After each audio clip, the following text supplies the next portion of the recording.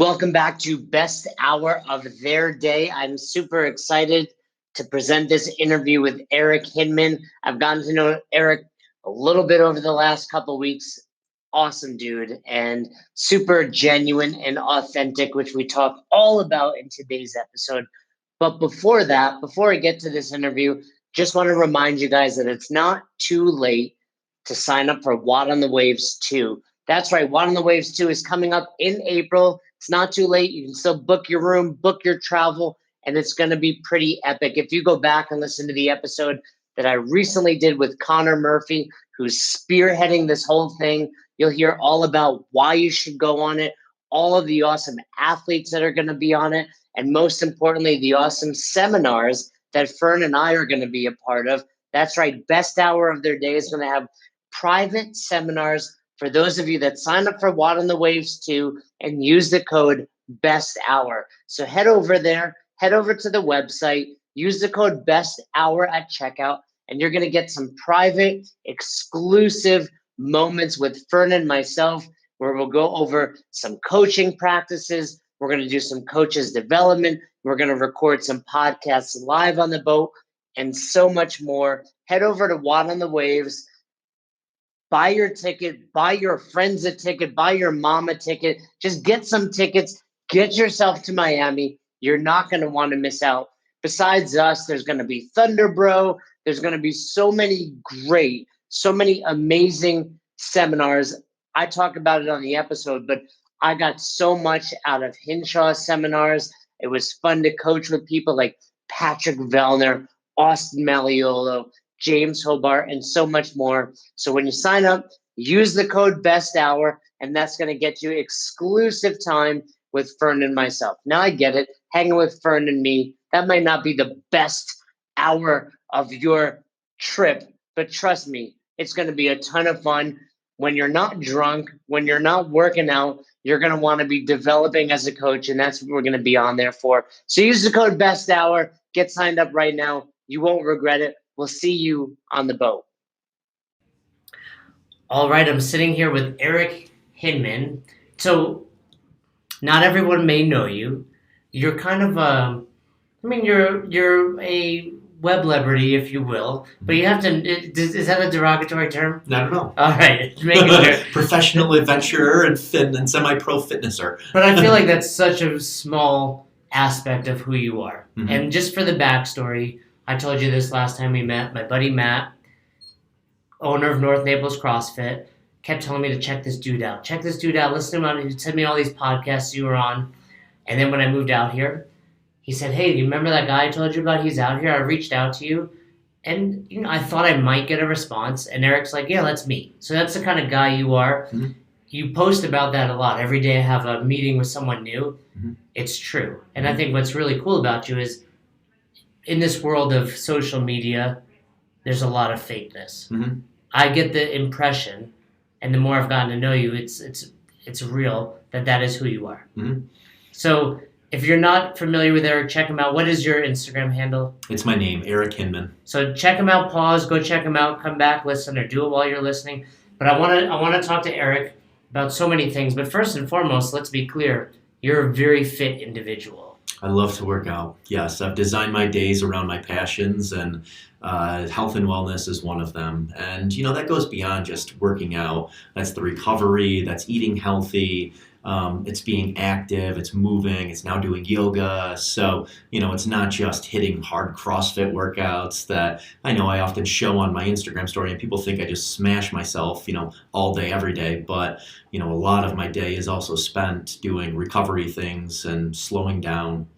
And when I say fit, to the listeners, they're going to think, CrossFit Games. So mm-hmm. let's quantify that. You've qualified for the second tier of competition, the top 200 in the Masters division. Correct. Yep, the online qualifier. Multiple years? 1 year. 1 year, and that is in the 35 to 39. Which goes without saying is the hardest division out there. I mean, you're basically competing with 2 years removed games athletes, the mm-hmm. Spielers and Nunu Costas, people that we've had on the podcast. Mm-hmm. You're up there with them. So you're fit. Let's start here. you train almost every day, and you've told me you follow pretty much CompTrain. What was your reasoning for following CompTrain? I like the programming. I know a lot of high-level athletes are following that as well. So I come from an Ironman background. I've completed 5 Ironmans, qualified for the World Championships in Kona twice. So I already have a tremendous aerobic engine, like, almost too much for CrossFit, and it's affected my strength, and that's my weakness. So I really like following CompTrain just to build my strength and work on the Olympic lifts and work on the technique. And I love a lot of the warm-ups and openers that they have, just so you're activating all of the different muscle groups to be able to best perform those different Olympic lifts. Speaking of warm-ups, this year, 2020, you're doing 100 push-ups and 100 air squats every single day. Every single day. So today, that we're recording this on the 23rd, you've done it every day so far? I have. I haven't done it today yet, though, but I just put it in my calendar before coming here to make sure I do it. Either we can do it here if you want. I'm sure you'll hit it. But I'll do it tonight, yeah. So where did that idea come from? One of my friends, Matt Bickle, who also is in Denver, and very well known in the CrossFit community, and he mentioned it to me that was something he was going to be doing, and I said, damn, I'm going to join you. That sounds amazing. And I want to broadcast this to my following and inspire people, because they're 2 movements you can do anywhere. And so often people overcomplicate fitness. And it's like, no, you can do that in the airport. You can do that when you're traveling. It doesn't take that long. You can do it as a warm-up, or you can, do jump squats and hand release push-ups and, make it a little harder. So there's a lot of variation to it. It's something anyone can do. When you started, was it pretty simple, like I'm just going to go through my 100 air squats and 100 push-ups? Or did you split it up? Like, how did you get started with it? Did you time anything to see how you did on January 1st compared to December 31st? Yeah, I've mainly been using it as a warm-up. So I'll typically do a set of 50 air squats and then 25 to 30 push-ups and then 50 air squats and then finish off the push-ups. Sometimes I'll do it as wall ball shots, 50 wall balls, and then the 30 push-ups, and then 50 wall balls, and finish up the push-ups. And then if I want to make it harder, I'm doing hand release push-ups or throwing in some Superman push-ups with it. So I'm going to join in. I like that idea. I'm terrible at warm-ups. Love it. Myself. It's a great warm-up. Yeah, it's a full body warm-up, and like you said, you can do it anywhere. Do you think by the end of the year, you'll be able to do 100 consecutive push-ups? That's tough. So right now I can do about 60. I wouldn't be surprised if I can. Yeah. Push-ups notoriously stay challenging. Yeah, they do. They don't. Your snatch can go from 95 to 225. Yeah. But your push-ups, you still have 30. Yeah. So I think that'd be a great challenge, right? Yeah, and for those listening, if anyone listening can do 100 consecutive push-ups, let us know. Please. So what's really inspiring about you, and I want to talk a little bit about you're from Syracuse. Mm-hmm. Go Orangemen, is that the deal? Go Orangemen, yeah. I used to have season tickets. I was a big Syracuse basketball fan. Was it like Carmelo Anthony? He's the most famous, would you say? He is, yep. So they won, the owner of the space I leased from my first gym, Albany CrossFit, went to Syracuse, huge fan, and I don't remember what year, but I remember him going to the Final Four. The year that was probably in the mid 2000s, maybe. Yeah, mid or early 2000s, yeah. Yeah, they won, and he had a Carmelo Anthony. I was like, you're an adult. You have a Carmelo Anthony poster on your wall. Yeah. So you got involved in some businesses back in Syracuse that were very successful, and that ultimately is what allowed you to kind of create this life by design that you call it. Correct. Yeah. Started an insurance business right out of college that I still own. And then I was involved in a software company building mobile apps for clients across the country from 2009 until 2014. And then since 2014, I've just been really picking passion projects, investing in people, investing in things that I wanted built in upstate New York, and then investing in consumer brands. So we had John Berardi on recently, founder of Precision Nutrition, and we were talking a lot about how you make your own schedule and how he made the analogy of it's like burners on a stove. Sometimes some are on high, some are on simmer, and some are off. Knowing that you have complete control of your life now, meaning you don't have a ton of obligations. I mean, you're here on time, meeting with me, type of things, but how do you stop yourself from overcommitting, and how do you decide which things you want to move forward with? Yeah, so I've learned the power of no over time. That's really the big answer, right? The power of It no. is, yeah. So, I mean, there's a couple different buckets for me. I don't really say yes to anything anymore that is going to force me to be in an operational role because that's a time suck. You know, when you're managing people or customer service, that's another thing that's a time suck. So I typically say no if it's going to involve those things or if it's going to put me in a certain place at a certain time. Like I like having freedom and flexibility. I can commit to doing things, but I don't want to be committed to like a 9 to 5 in an office. I just enjoy my ability to adventure so much now that, if it's something like that, even if it's high paying, I'm going to say no to it because that's what makes me so much more happy and fulfilled than just making more money. As far as investments, I mean, it has to be something I'm super passionate about, and it has to be a person I'm really passionate about.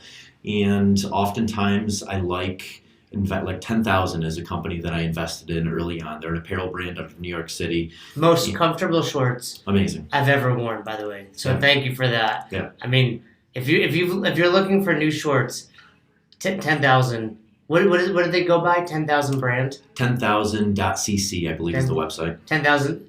I'm telling you, they are very comfortable. Go get yourself a pair of those shorts. Yeah. What was it? The fundamental.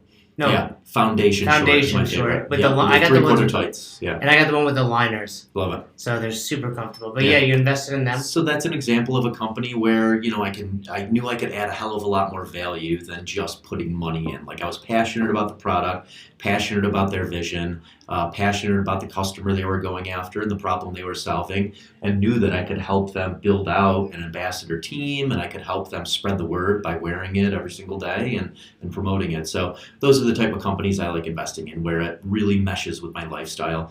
And then, now as far as my day-to-day, if you want to call it a job, it's content creation. And I'm working with dozens of consumer brands that fit in with my lifestyle and creating content for them, promoting their products, and helping them build out their ambassador programs. So, it's essentially monetizing my day. So that's my other bucket that I would say yes to. Like, is it going to help me monetize my day and do things that I already enjoy doing? And am I going to feel like I'm adding value in doing that? So I really enjoy working with like funded startups where I feel like I'm moving the needle for them instead of, I have done campaigns for larger companies. Chipotle. But I really, really do enjoy like the smaller brands where I feel like I'm exposing my audience to this new amazing product or service and I'm moving the needle for the company. Like I'm really helping them grow instead of just being a billboard.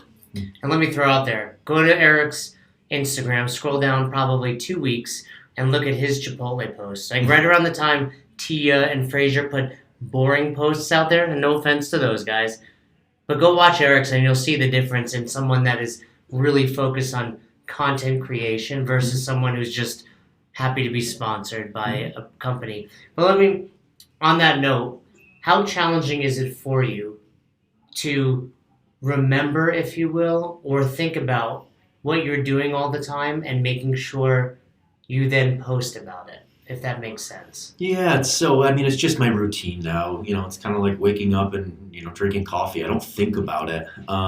It's just part of my daily routine is creating content around my day. So that's why I have to be really careful about the companies I work with because I don't want it to feel like work. I don't want to have to plan, this elaborate photo shoot for a company. Like I want it to be the products and services that I'm using every single day. So I have them with me, I'm wearing them, and it's easy to create content around them. And, it's been a couple years now that I've been posting Instagram stories and, again, it's just part of my day. I'm going through the day thinking about how can I make this interesting to my audience? How can I add value to my audience? And then how can I weave in the products and services that, I have contracts with? Yeah, and honestly, you do it really well because I'll look at stuff and based on my curiosity and now knowing you, I'm like, if Eric's using it, I want to check it out. Mm-hmm. So you do it in such a seamless way that it doesn't seem forced, which I think is super important in this day and age. Mm-hmm. So important, yeah. Authenticity. That's what it comes down to, right? Mm-hmm. Authenticity. Tell me a little bit about a perfect day for you. Like the people listening, some work 9 to 5, some own boxes, but I want to hear if you've set yourself up for success at 34, or you retired at 34. How old are you now? 39. So you've been doing it for 5 years. Mm-hmm. what does a perfect day look like for you? And give us as much detail as possible, especially around things like a morning routine. Mm-hmm. Yeah. So, I mean, your environment is so important. And being here in Denver, that's my environment where I'm able to have my perfect days. I love it here because I have access to unlimited outdoor adventure. I wake up in the morning around 7 o'clock, usually no alarm, and What time do you go to sleep? I go to sleep at about 11. So you get try a to good get 8 around 8 hours of hours. sleep, Yep. and you have a Whoop I have a Whoop. to make sure you're fully recovered. Yep. I make a double espresso in the morning. I just got this fancy espresso machine. What company do you? It's a Rocket Apartmento is the name of it. You grinding your own beans? I'm grinding my own beans. Yeah. Are you mixing it with water or just straight espresso? No, just straight espresso. All right. Yeah. And it's just a fun process in the morning. It's like my first win for the day of trying to make the perfect espresso. So I have that. My mornings start fairly slow. I'm just kind of planning my day, where I'm going to go on an adventure, who I'd like to create content for that day, looking through my day to see who I have meetings with, and planning out my morning workout. My first workout is about 9 to 9:30 every morning. And But before you get there, yeah. You get up at 7, you make your espresso. I'm sure that doesn't take you, 15, 20 minutes. Mhm. Is there anything you brushed over? Is there writing? Is there, yoga? What else goes on in that small window of time? Yoga's in the evening. It's generally planning my day. It's figuring, but oftentimes posting on social media too. I'm posting daily, so I'll usually do my feed post first thing in the morning. But most of it is just kind of planning the day, what my workout is going to be. When someone like you that has such a big following and puts out great content, how thought out is that post? Is it, let me just scroll through my pictures and type on Instagram? Or are you using an app and writing somewhere else and copying and pasting? No, it's what I'm thinking that day, and I try to make it Instagram. If it's in the morning, it might be a picture that I had taken the previous day, but if it's later in the day, it's that day. It's what was happening that day and what was going through my mind and what value I wanted to add.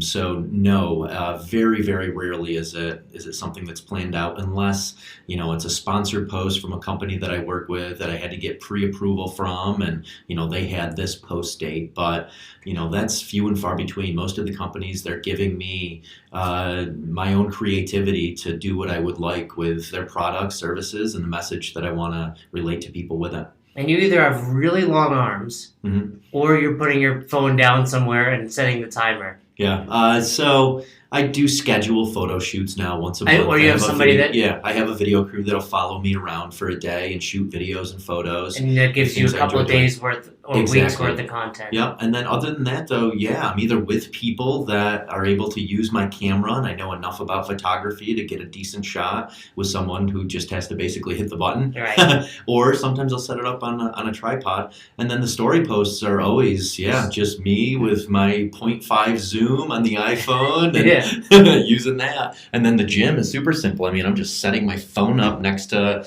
rack post, putting it on the gym. Putting it next to a shoe. I mean, sometimes people are like, "Do you want a iPhone holder for that?" I'm like, "No, I've been doing this for a long time. I'm just going to keep doing it my way, setting it up next to a shoe." And you're great at it. So Thank you. You get to the gym. Yep. Now, like you said, you do your maybe wall balls for your squats, push-ups. Yep. Check out CompTrain. Yep. How much of that is tweaked for your day? So I probably use 25 to 30% of CompTrain, and then 70% is things I want to work on, something I haven't done in a while, or, I'm usually with other people. I'll see what other people have written out for workouts. That's the great thing about CrossFit is, it's just a lot of variety, and, as long as you're not like back squatting every single day and just hammering one body part, it's like there's a lot of different things you could do each day to improve in your fitness. So I'll kind of look through the different pieces that people have written out and kind of pick and choose. And I do a lot of volume. I come from the Ironman background, so I like volume. How important was that? And let's not downplay. The first time I met you, a lot of people have done Ironmans. It's certainly an impressive feat. But everyone's got a friend that's done an Ironman. There's a difference between doing an Ironman and being competitive, like you were. I mean, what was your best placing? 7th overall. At Lake Placid. In Lake Placid. Yeah. and then you had to qualify for Hawaii. Kona, yeah. I was top 200 overall at Kona. Yeah, and we've had Chris Hinshaw on, who came in second, back in the 80s. But and now that it's gotten easier. Incredible athlete, yeah. Yeah, you have to be, so are you, to finish an Ironman period, but then also to be competitive. How important do you think that capacity you developed over those years is currently in your CrossFit ability? Definitely important from the aerobic engine standpoint. Murph or any of these longer workouts, I can go at 80% for days. So, those are right in my wheelhouse. Honestly though, like Ironman does not help much with the short anaerobic workouts. Right. So like what's your Fran time, for example? Yeah, 2:35, 2:40, which it's good, but compared to my Murph time, I can do that sub 30s. So comparing it to some of those longer workouts, I'm way off on an anaerobic workout. What's your best mile? In high school it was like 450. Right now I'd probably run 5:30, I would guess. Very impressive still. If you had to pick your weakness in CrossFit, what is it? Heavy lifting. And like high volume barbell movements. And let's be clear. I think you told me your snatch is 215? 215. That's still very strong. And you're not, what do you weigh, 165? Mm-hmm. So you're still snatching 50 pounds over your body weight, but understood, that's your weakness compared to other things. Yeah. So when you look at comp train, or you kind of figuring it out, how often are you really attacking that weakness? Almost every day. I'm 5 days a week. I'm lifting heavy. I'm doing, barbell complexes. So, I'm attacking those weaknesses on a regular basis. Very rarely will I do like a Murph workout, just because I already know that's in my wheelhouse. I can crush that. So pretty much every day I'm doing that. And they've become fun for me now. Like I enjoy the Olympic lifting. I enjoy the gymnastics. I've made those things that I once hated like passions, and I just want to continue improving, because ultimately like that's what is fulfilling for me, is like improving in certain aspects. Well, and it's an interesting question. At 39 years old, and when we say life by design, so many people think of that as like, well, you have millions in the bank and you can do whatever you want. And certainly you've been financially successful, but it's more about being financially independent. I think there becomes a point where it's like, what now? How do you measure some of those things? How do you kind of brush aside the fact that you've been successful and still challenge yourself and find the desire to be better? Where does that come from? I think that was just something built into me at a young age, always being competitive with myself, more so than even being competitive against others. Like with Ironman, it was cool to finish at the top of the pack, but it was more for me, and I enjoyed the training probably more than the racing, where I would just see like my pace improving at the same heart rate and my watts going up on the bike. And it's the same with CrossFit. Like for me, I get more fulfillment out of like lifting heavier weight each week than, I do going to a competition and doing well in the competition. It's like you have to love the process. It's not, the result. It's like enjoying the process, embracing the process, and the results are going to come if you really enjoy the process behind it. Do you have any desire to make it to Madison? Meaning to qualify for the CrossFit Games? Yeah, I would lie if I said that wouldn't be cool. It'd be cool, but that's not something I ever think about, no. I actually just had a call with Spartan Race today, and I'm going to sign up for some Spartan races. Joe DeSena? It wasn't Joe, but some people that work for Joe. There's a funny story. Years ago, Joe had me and a handful of other affiliate owners, because he's from Vermont, to his like mansion in Vermont. And back then he was like, hopefully, we can get involved in the CrossFit space. 10 years later, they're the biggest thing in the CrossFit space. So it's really cool to see companies grow like that. Yeah. So you're going to do some Spartan races? So I'm going to do some Spartan races, which I'm excited about, but I'm more excited just for like purposeful training. That's what I like. Now I have something that I'm committed to, and I want to work towards it. I also just got accepted into the Leadville 100 mountain bike race, which I did this past year. I didn't train specifically for it, and it was just a mental sufferfest. Did you finish it? I did finish it, right around 10 hours.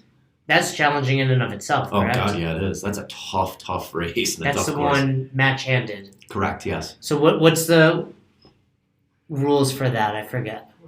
Sub 12 to get the belt buckle. You got the belt buckle. Are you I was wearing 10 it? hours. I'm not wearing it, no. My time was around 10 hours. I'd like to do it this year sub 9 hours. That's the goal, and I'm going to train specifically for it this year, meaning I'm going to ramp up my bike volume. Last year, I biked maybe a max of 100 minutes in any one session. So an hour and 40 minutes. And you had to basically 6 times that. Yeah, exactly. So I was fit going into the race, but I was not bike fit. So this year I'm going to ramp up my bike volume to a 5 or 6 hour ride and really build that endurance, which is key for it. And that's, something, a lesson a lot of CrossFit athletes learn the hard way is CrossFit is an incredible lifestyle. You get very fit and you look very fit by doing it. But if you want to be aerobically fit and you want to do a marathon, if you want to do endurance races, that requires just time at an aerobic heart rate, and you have to build an aerobic engine. So I learned that the hard way initially with triathlon. I showed up to these races and I looked like I was the fittest person there because I was ripped from CrossFit, but all these people were beating me, and I realized that I had to slow down to speed up with endurance racing. So it was doing longer sessions at that 130 to 140 heart rate, building the aerobic engine, building the durability. So that's something I'll do leading up to Leadville this year. And if I do any long Spartan races, that's something I'll do as well. Along with that, obviously, you have to be somewhat dialed in with your nutrition. Yes. What goes on in your world for that? Yeah, so I eat pretty much the same things at the same times every day. And that's the biggest key that, there's all these diets, paleo, keto, vegan, vegetarian, and, honestly, I think all of them can work, but you have to build it into your routine and put eating on autopilot, and that's what I've done. So in the morning, I'm generally making a smoothie bowl, or I have prepared meals from a service in Denver, which is usually a couple eggs, a sweet potato, and a couple strips of Canadian bacon. Lunch, I go to the same restaurant almost every single day to get a big salad. It's called Green Seed at Denver Central Market. And again, I'm not thinking about it. It's just I know I'm going to go there at 11:30. I'm going to meet someone there, combine it with a meeting, and I'm going to get my salad there.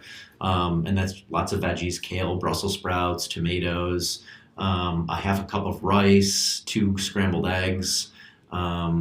And then dinner generally is out as well, but I'm going to a healthy restaurant and usually getting the exact same thing that I ordered the night before at the restaurant. And again, lots of veggies, lean protein, chicken, salmon, and then some kind of complex carb. Typical CrossFit prescription for nutrition. Yeah, exactly. But again, it's not I don't eat paleo. I don't eat a certain way. I'll just it's on autopilot. So very rarely, unless I'm traveling, do I really have to think about, okay, I'm going to get this on the menu. I'm going to go to this restaurant. So if you were to have a cheat meal, Mm-hmm. what would that include for you? I love granola. I love nut butters. I always laugh when someone kind of throws out something healthy for a cheat meal. Yeah, But but I indulge in those things when I have them. So I agree, it's not the most unhealthy option. I very rarely crave a pizza anymore. I'll have that maybe post long endurance race. I'll crave it. If I'm traveling and there's an amazing ice cream spot like Salt and Straw in LA, I'll stop in and I'll get ice cream. So I don't beat myself up when I do that stuff, but I also never really crave it just because eating is just so routine for me. It's not something that I really have to think about anymore. And when you say you would indulge in something like a full jar. Yeah. Yeah. When I was competing in Ironman, literally every single night I would have almost a full jar. I mean, I was burning 5,000 to 6,000 calories a day then, so I needed to get my calories back in. It probably wasn't the wisest decision to eat them as a jar of almond butter, but yeah, sometimes I'd have a jar of almond butter at night. Well, I had the Chans on, and we were talking about when he was training for Leadville, he really tried to get fat adapted. And that's what I was doing with Ironman. Yeah, training your body to burn fat for fuel instead of carbs. So I was eating a very high-fat diet back then. My diet's very different now with all the heavy lifting and the CrossFit. But back then, bulletproof coffee in the morning. I'd have avocado, veggies, some kind of lean protein for lunch. Dinner, again, would be avocado, veggies, some kind of lean protein, and then, lots of healthy nuts and seeds. So almond butter was my go-to, cashew butter. And It worked. I mean, my body, I could go on a 4 to 5 hour bike ride with just water and peg my heart rate at 130 and not like crave food. What's your go-to? Who's your go-to brand of nut butter? I love Justin's. I know they're right here in Boulder. Justin's so I have to shut great, them out. right? But one of my favorites that most people would not know about is Big Spoon Roasters out of North Carolina. And they have this ginger almond butter. It has crystallized ginger in it. It's amazing. But I don't order it that often anymore because I eat the entire jar. So check them out. But let's get back to your day. You finish your workout. Yep, you get the maybe go workout to in. lunch. That's like, I build my day around wins, and I know what my wins are. I know those things that bring me positive energy. Espresso and working out. Espresso and working out, right? What else is there in life? No, but like people, like this conversation, we're in a flow state right now. I build my day around like things that I know are going to put me in that flow state where I'm in the present moment, just like enjoying time at a standstill. So, I mean, CrossFit does that for me in the morning when I'm focused on the Olympic lifting. I'm around people that I want to be around. I love the music that's happening. And then after that, I almost always have a lunch meeting, and that's either with a new person that reached out on social media, someone that connected, that was introduced to me as someone that I should meet, where we can add value in each other's life, or a like-minded person, a creative, an entrepreneur, someone else into fitness or outdoor adventure. So I'm somewhat selective with who that person is, and I make sure that we're going to be able to really add value and have a great conversation.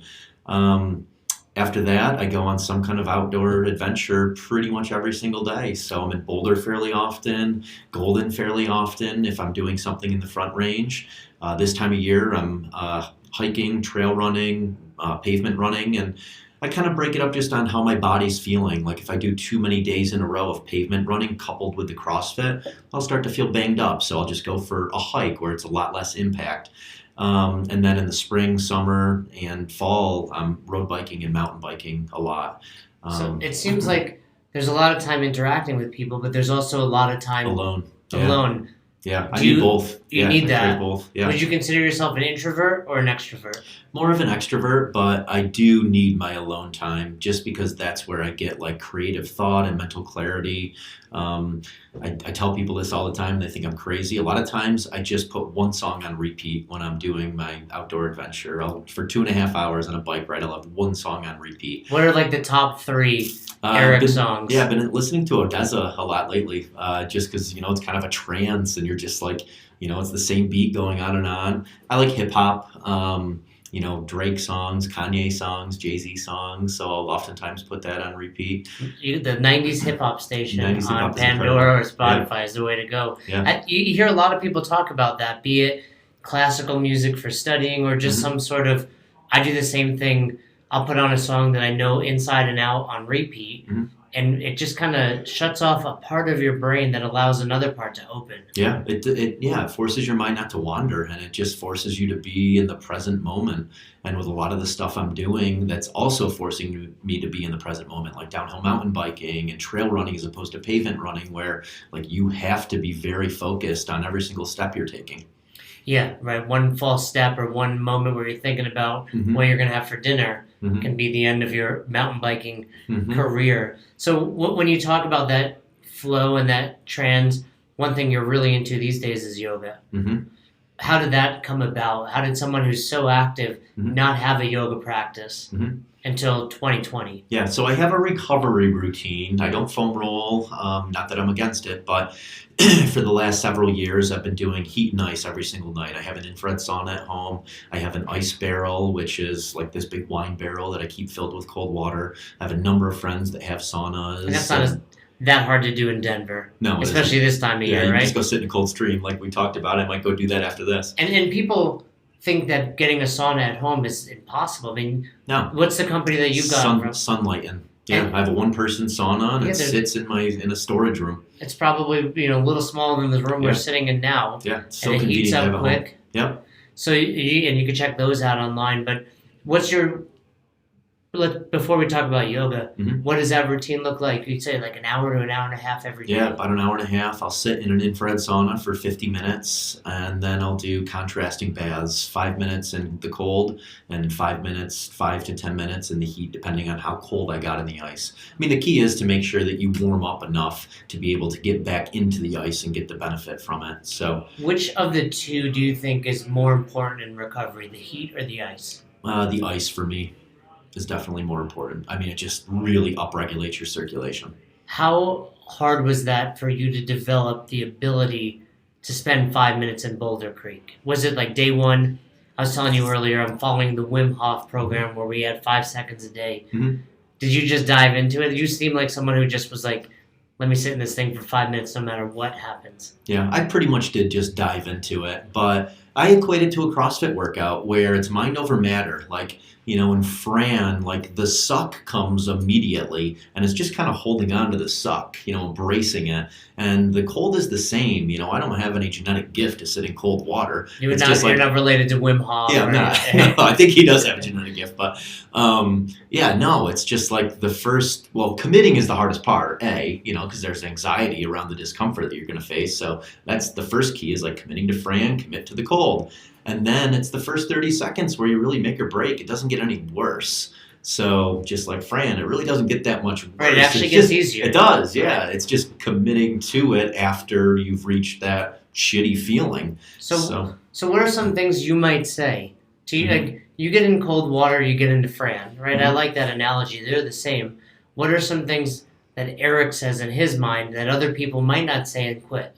Yeah, well, so it's easier to do with other people. Just like, it kind of Just sucks like to go into CrossFit. an empty CrossFit gym and do Fran. You're probably gonna, not go as hard as you would if there's other people around. So I would first encourage you, like XPT is an incredible service that, has these seminars that you can go to and you can learn the breathing behind it and everything, or Wim Hof, or, just finding people that are doing this and going and doing it with other people. That makes it a hell of a lot easier than just, going and sitting in Boulder Creek by yourself, or even just taking a cold shower or putting cold water in your bathtub. Like, those are a lot more difficult when you're doing it alone. So that's the first thing I'd recommend. And then, I mean, as far as my mindset, I just know how good I'm going to feel afterwards. I mean, I kind of enjoy it now, like in the moment, but I really enjoy it after. Like, I just know that, like, my mind is going to be, on afterwards. My body is going to be limber. I'm going to feel great the next day. So, I mean, that's more of why I do it, just like eating healthy. Maybe in the moment it doesn't feel as good, but afterwards, you know how much energy you're going to have. Yeah, I think for me, going through the cold showers now, you're right. During that 30-second of ice cold raining down on you, doesn't feel great. Mm-hmm. But there's a certain win after. Like, I did it. And then also, you're right, that feeling of just exuberation, if you will. Just not only are you successful, but your body feels better. Mm-hmm. So you're 7 days a week, you're doing something aerobically. Mm-hmm. And then 5 days a week, you're training. Mm-hmm. You finish your outdoor activity, so maybe it's 3:30, 5 o'clock, depending on the day. Mm-hmm. How do you begin your wind down process? Mm-hmm. So now it's usually yoga first. I'm going to a hot yoga class. How often are you doing that? I'm on 15 days in a row right now. So you have I'm an all-in person. Yeah, I was going to say, not addictive personality, but an all-in personality. Yes. So right now I'm doing that before my recovery routine, and some nights now I'm just doing the hot yoga, and if I feel really good after that, maybe still I'll do something cold, but I feel like I already got my detox, my heat exposure. I feel really limber doing the static holds and stretching. And honestly, what got me into it was more like the benefits I'm getting for it were different than the intention that I set going into it. So, but why did you start? Yeah, so my big intention for 2020 was to practice more stillness and being present on other people's time. So, I've trained my entire life to be on all the time, and that's obviously very important for athletic achievements, for entrepreneurship, in public speaking, whatever, is being on.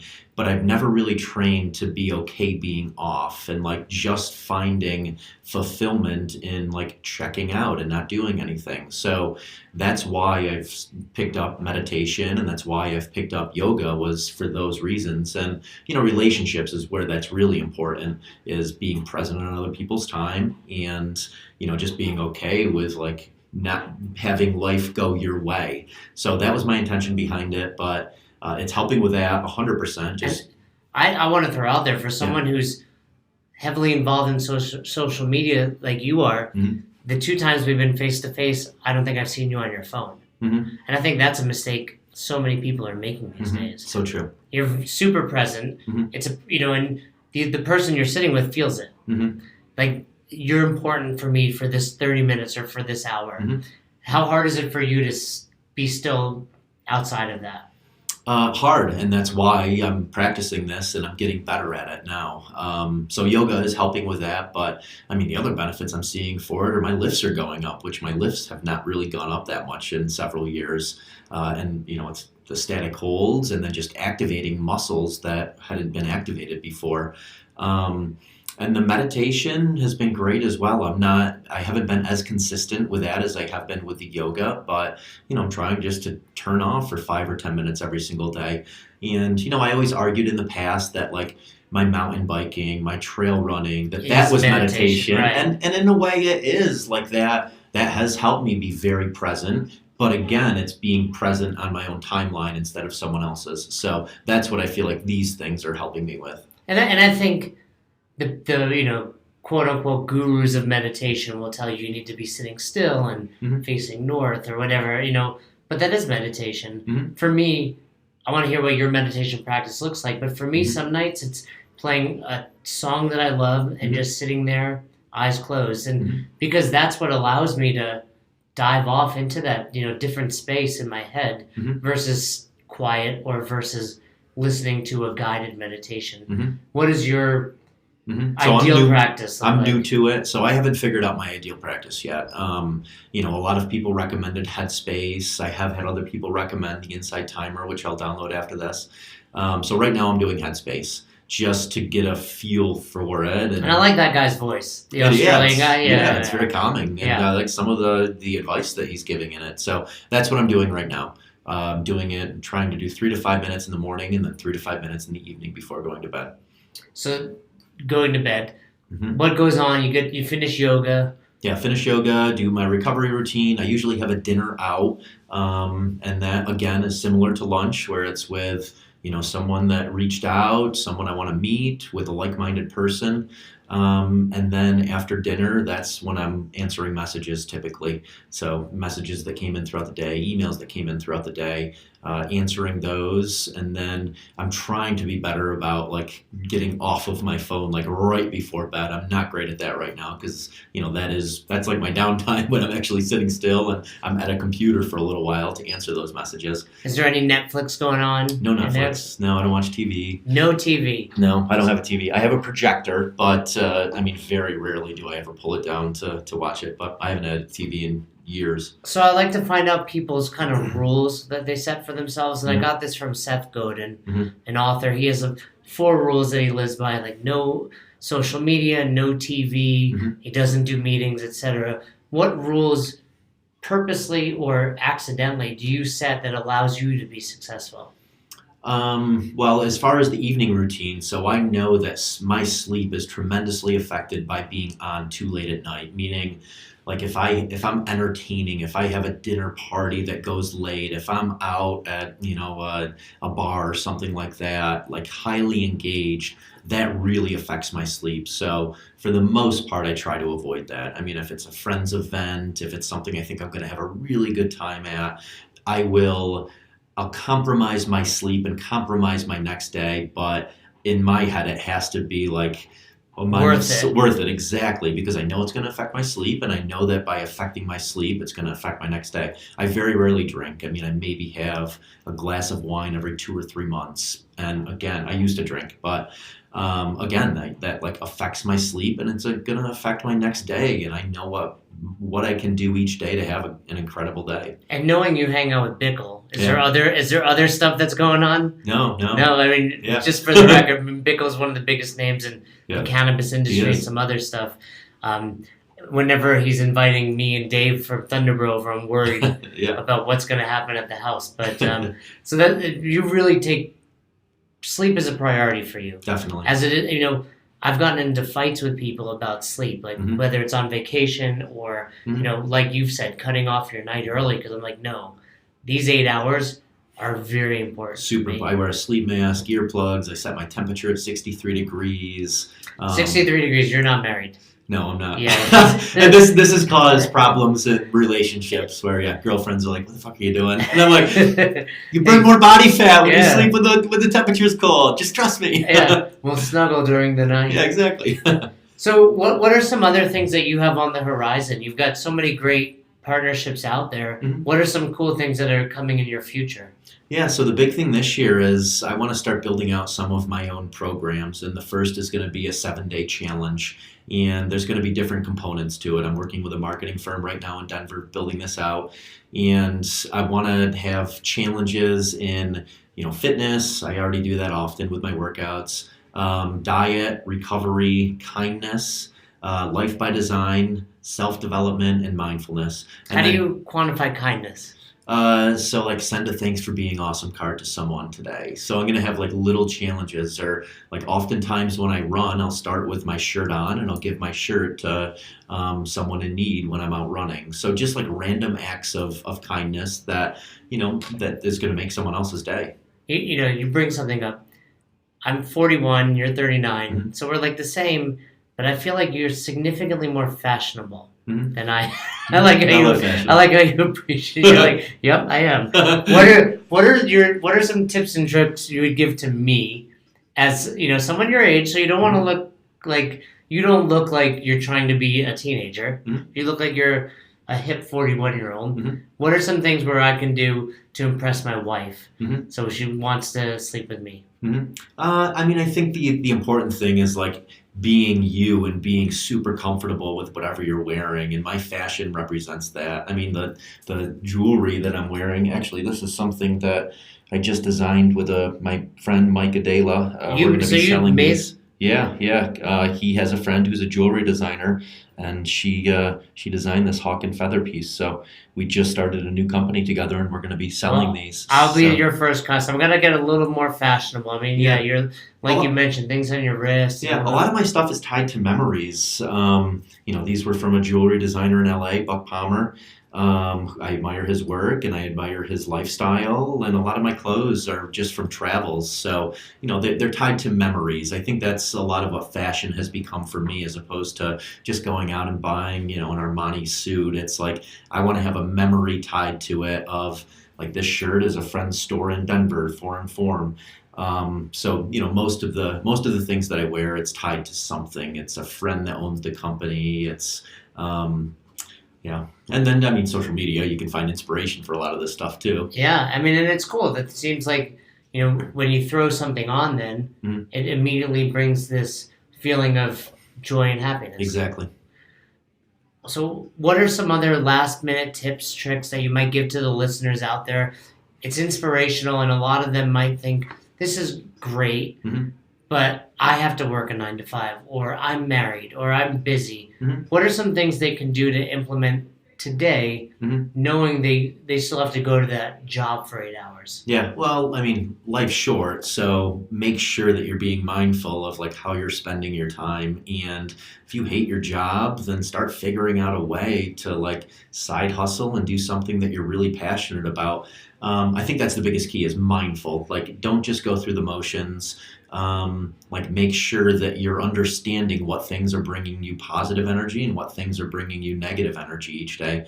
And then I tell this to people often, is like, sometimes we look too far into the future instead of just looking at the next day. And like I've alluded to a number of times, I like to build my day around tiny wins. I know what my tiny wins are. And, like yoga, that's a new tiny win for me that I've implemented. But my days are built around those tiny wins. And then at the end of the day, it's it's equated to a perfect day, and I look forward to my next day doing those same things. So, it's figuring out what are those tiny wins for you each day, instead of saying, I want the house and the cars and all of this stuff 10 years from now and the big business. It's like, what are my tiny wins tomorrow that I can start doing to eventually build my perfect day? And I'm in an environment where I want to be, around people that I want to be, doing things that bring me, joy, fulfillment, happiness, and not just like an instant dopamine hit.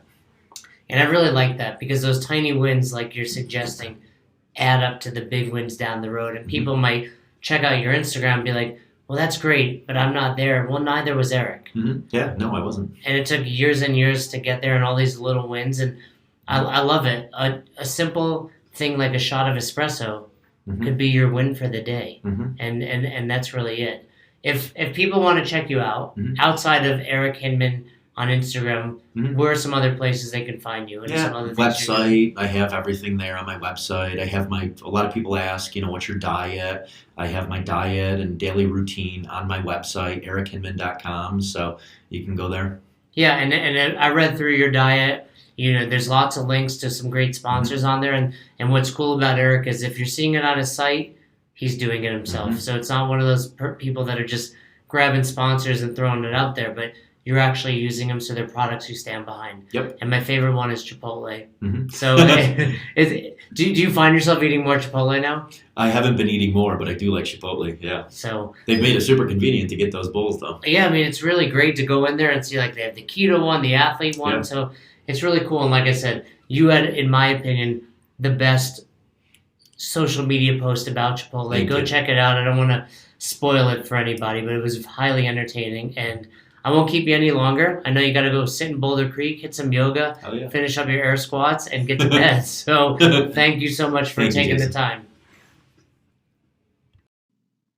Improving your life or achieving your goals can sometimes feel like climbing a mountain. On the Tiny Leaps, Big Changes podcast, host Greg Clunas gives practical tips and advice to help you build momentum towards accomplishing the seemingly impossible. Each episode provides research-based strategies or firsthand experiences on topics like mental health, fitness, nutrition, finances, career, and relationships. You can listen to the Tiny Leaps Big Changes podcast on Spotify or wherever else you listen to your favorite podcast. Thanks for listening to Best Hour of Their Day. If you haven't heard about Anchor, it's the easiest way to make a podcast. Let me explain. First of all, it's free. How cool is that? There's a creation tool that allows you to record and edit your podcast right from your phone or computer, so it becomes super simple. Some of these episodes with Fern or Todd or myself chatting with one another, we've done right within the app itself. Anchor will make it easy to distribute your podcast to all platforms, Spotify, Apple, and many more. And you can make money from your podcast with no minimum listenership. It's everything you need to make an awesome podcast in one place. All you have to do is download the free Anchor app or go to anchor.fm to get started today.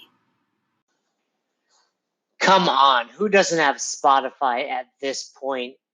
And if you were unaware, Spotify now is offering podcasts. That's right. On Spotify, you can listen to all your favorite artists, but also podcasts in one place for free. Spotify has a huge catalog of podcasts on every topic, including the one you're listening to right now, Best Hour of Their Day. On Spotify, you can follow your favorite podcasts so you never miss an episode. Premium users can even download episodes to listen to offline wherever you are, something I always do before I hop on a plane. And you can even easily share what you're listening to with your friends on Instagram and other social media platforms. Here's the deal. If you haven't done so already, be sure to download the Spotify app, search for Best Hour of Their Day on Spotify, or browse some other podcasts if you want.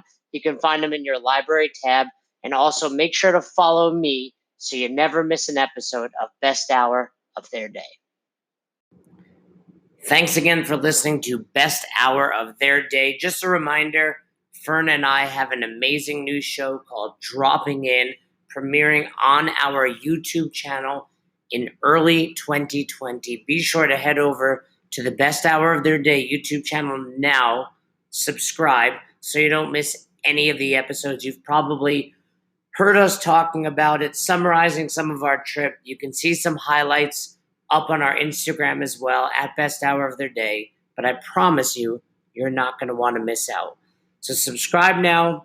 Thanks for everything you do. Thanks for letting us be a part of your lives. Hope you have a great rest of your day. Tune in tomorrow for another episode of Best Hour of Their Day.